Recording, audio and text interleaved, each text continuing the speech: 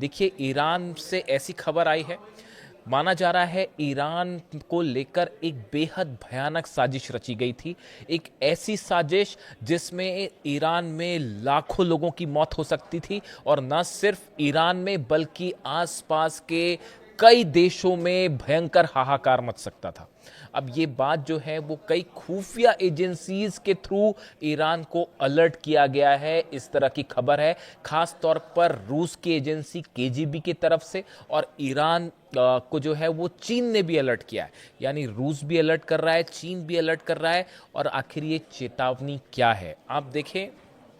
जो हमले हुए ईरान में पिछले, आप 3 से 4 दिन की बात लीजिए, जो हमले होते हैं, उन हमले में जिन लोकेशंस को टारगेट किया गया, उसमें 3 लोकेशंस ऐसी थी जो इस ओर इशारा कर रहे हैं कि एक बहुत बड़ी साजिश थी। देखिए, हमले होते हैं बुशर पर, हमले होते हैं ईरान और चाइना का रेल लिंक जो है उसके ब्रिज को निशाना बनाया गया, और चाबहार पोर्ट को निशाना बनाया गया, जहां पर भारत का 1000 करोड़ से ज्यादा का निवेश है।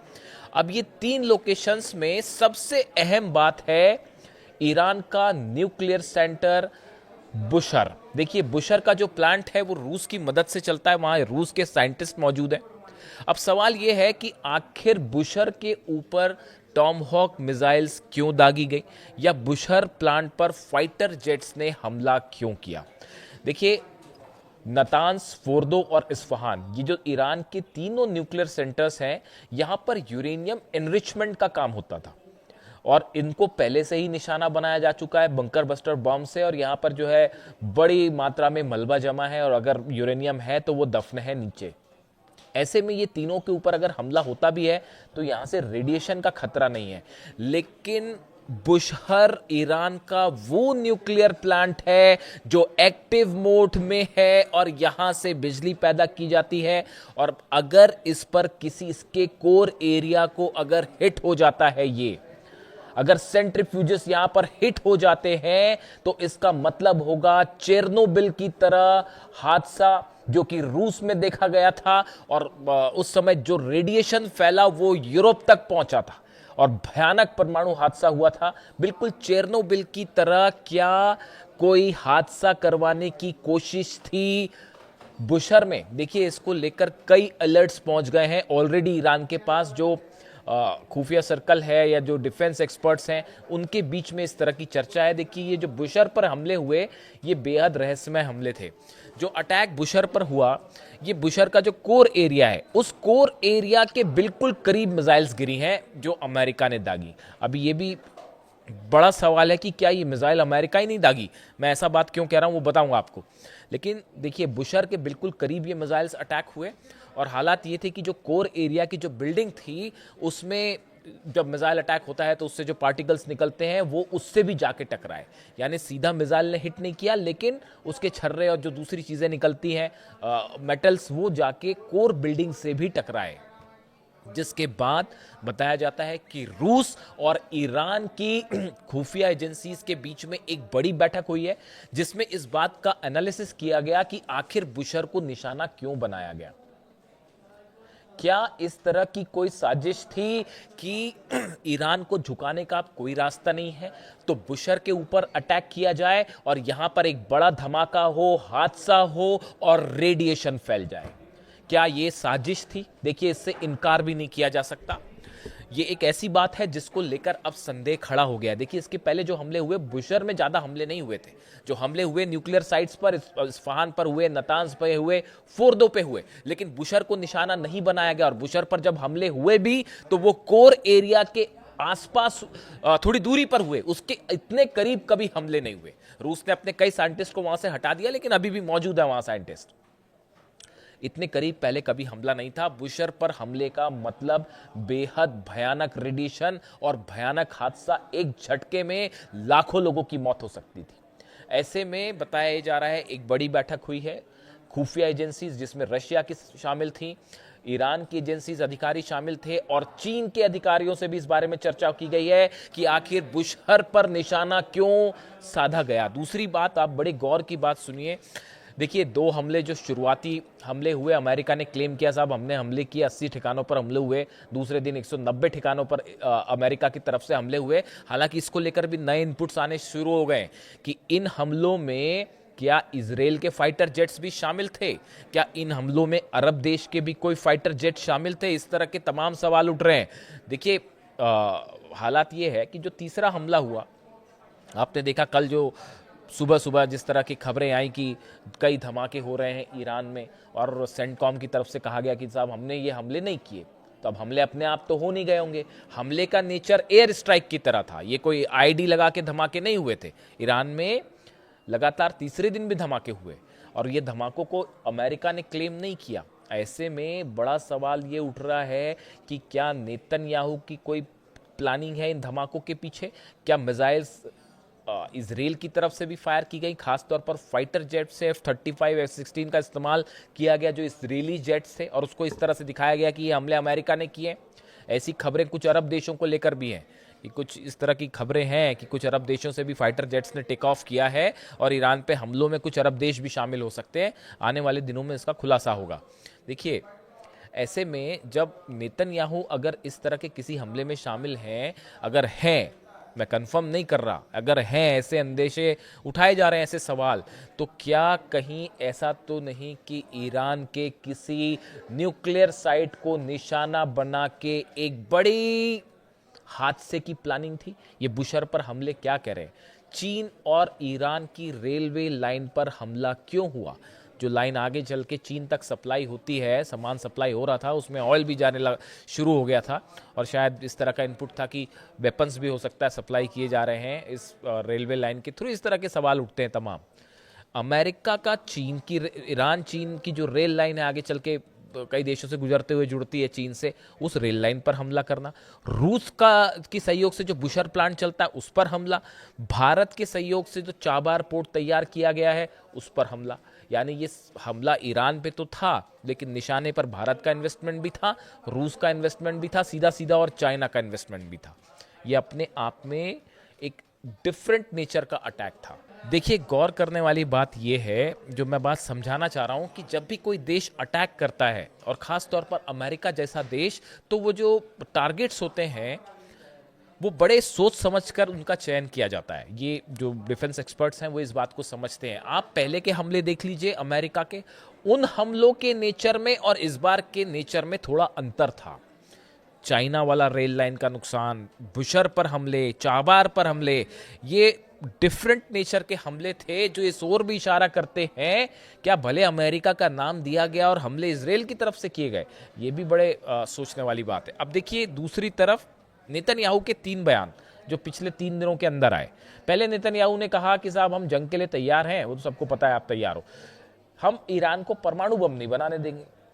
अब इसका कोई बड़ा रिएक्शन नहीं है, कोई प्रतिक्रिया नहीं है। यह इजराइल कब से कहता चला आ रहा है, अमेरिका कब से कहता चला आ रहा है। ईरान ने वैसी परमाणु बम नहीं बनाया अब तक, करना कोशिश हो रही है, तो कोई बात ही नहीं है। लेकिन दूसरा, फिर देखिए, जब ऐसा लगा कि नहीं ये परमाणु बम वाली बात जो है वो असरदार नहीं है, तो अगले दिन नेतन्याहू क्या कहते हैं कि ईरान जो है वो केमिकल वेपन हो सकता है और ईरान केमिकल वेपन से हमला कर सकता है। यानी अब परमाणु बम वाली बात जब अंतर्राष्ट्रीय स्तर पर रिजेक्ट हो गई, उसका असर होता नहीं दिखाई दे रहा, तो आप केमिकल वेपन पे आ गए। उस तरह के आरोप लगाए जाने शुरू हो गए जो सद्दाम हुसैन पे लगते थे कि भाई वेपन ऑफ मास डिस्ट्रक्शन है, तो केमिकल वेपन है। इस तरह की बात शुरू हुई। नेटो की समिट हो रही थी, उसके बीच में इस तरह के बयान आए। उसमें भी ये अंदेशा जाहिर किया गया कि क्या ऐसा तो कोई प्लानिंग नहीं है कि आप ये कहें कि साहब देखिए हमने हमला तो किया था, लेकिन वहां पर लोकेशन पे ईरान के केमिकल वेपन रखे थे और वहीं से जो है वो ईरान में हादसा हो गया। देखिए, इस बात को समझिए, ये साजिश है बड़ी हो सकती है। मतलब कि अगर आप ये कहें कि आपने ईरान पर कोई केमिकल अटैक कर दिया, केमिकल वेपन से मान लीजिए किसी देश ने अटैक कर दिया, और उसके बाद आपने क्या कहा कि साहब ये हमने केमिकल वेपन से अटैक नहीं किया, ये तो केमिकल वेपन पहले से ईरान के पास मौजूद था और उसके ऊपर ये मिसाइल गिर गई और उससे ये हादसा हो गया। ऐसा भी अंदेशा कई खुफिया एजेंसीज जता रही हैं। तो ये भी अपने आप में एक बड़ी गंभीर बात है। इसके अलावा फिर देखिए नेतन्याहू का तीसरा बयान, जो कि कल चर्चा भर छाया रहा, मैंने वीडियो भी बनाया उसमें, कि डोनाल्ड ट्रंप की जान को खतरा है और वापस जाते वक्त जो है ईरान निशाना बना सकता था उनके फ्लाइट को, और फिर उन्होंने फ्लाइट बदली, अपना नए एयरक्राफ्ट पे चेंज हुआ वो, और शटर्स बंद किए गए और तमाम चीज़ें जो थी वो। यानी आप देखिए नेतन्याहू के ये 3 बयान बताते हैं, न्यूक्लियर बॉम्ब को लेकर, केमिकल वेपन को लेकर और ट्रंप पर खतरा है इसको लेकर, कि कहीं ना कहीं ईरान को लेकर एक बड़ा प्लॉट तैयार किया जा रहा है जिसमें वो फिट नहीं बैठ रहा है, ये बात अलग है। देखिए हालात असल में क्या है, जो हकीकत है वो ये कि अमेरिका भी इस बात को अच्छी तरह से समझ गया है कि ये जो MOU साइन हुआ है इससे कुछ होना जाना है नहीं। मतलब जो अमेरिका जो चीज़ हासिल करना चाहता है वो इस MOU से तो हासिल नहीं होगी। ये बात अमेरिका और डोनाल्ड ट्रंप अच्छी तरह से समझ चुके हैं। लेकिन अब हकीकत क्या है कि ईरान के साथ जंग भी नहीं की जा सकती। आप देखिए हमले करते हैं, एक दिन हमला किया, 2 दिन हमला किया, फिर रुक गए। पिछली बार भी ऐसा ही हुआ था, 3 दिन हमले किए फिर रुक गए। अरे भाई जंग ही कर लो, क्या दिक्कत है। लेकिन जंग इसलिए नहीं हो सकती कि 40 दिन में फिर मुंह की खाई। 40 दिन में पूरे अरब देश जलने शुरू हो गए थे और हॉर्मुज बंद कर देगा। आप देखिए ये बात अब तय हो चुकी है कि ईरान इस जंग में जीत चुका है। आप दुनिया भर के डिफेंस एक्सपर्ट से जाके पूछिए और ये ईरान को आप नहीं हरा सकते, ये दुनिया का हर डिफेंस एक्सपर्ट आपको समझा देगा। देखिए मैं अमेरिका के लोगों की ही बात कर रहा हूँ। कल मैं एक आर्टिकल पढ़ रहा था, उसमें HR मैकमास्टर हैं, ये रिटायर्ड यूनाइटेड स्टेट्स के जो है आर्मी लेफ्टिनेंट जनरल हैं और पूर्व नेशनल सिक्योरिटी एडवाइजर है कहाँ के, अमेरिका के। HR मैकमास्टर आप सर्च कर लीजिए, उनके बारे में आपको जानकारी मिल जाएगी। अब ये क्या कह रहे हैं अपने लेटेस्ट इंटरव्यू में, ये कह रहे हैं साहब कि ये जो MOU साइन हुआ है ईरान से, इससे कोई समस्या का हल नहीं होने वाला है, बात नंबर 1। और वो ये भी कह रहे हैं कि ईरान और अमेरिका की जंग कभी खत्म ही नहीं होगी। यानी वो ये कहना चाह रहे हैं कि अमेरिका लाख कोशिश कर ले वो ईरान को नहीं हरा सकता। ये कौन कह रहा है, मैं नहीं कह रहा। नहीं तो आप कहेंगे कि मयंक जी कह रहे हैं, कुछ लोग कभी कभी मेरे पे सवाल उठाते हैं। अब ये HR मैकमास्टर है, ये कौन है फिर से रिपीट कर दूं मैं, retired United states army lieutenant general है, आर्मी के लेफ्टिनेंट जनरल हैं और पूर्व NSA हैं। अमेरिका का नेशनल सिक्योरिटी एडवाइजर होने का आप पद समझ रहे हैं कि किस बड़े पद पे रह चुके हैं साहब। और ये क्या कह रहे हैं कि अमेरिका और ईरान की जंग कभी खत्म ही नहीं हो सकती। यानी कहने का मतलब है अमेरिका ईरान को हरा ही नहीं पाएगा। और वो ये भी कह रहे हैं कि MOU से कुछ नहीं होने वाला, ये वो कह रहे हैं, NSA कह रहे हैं।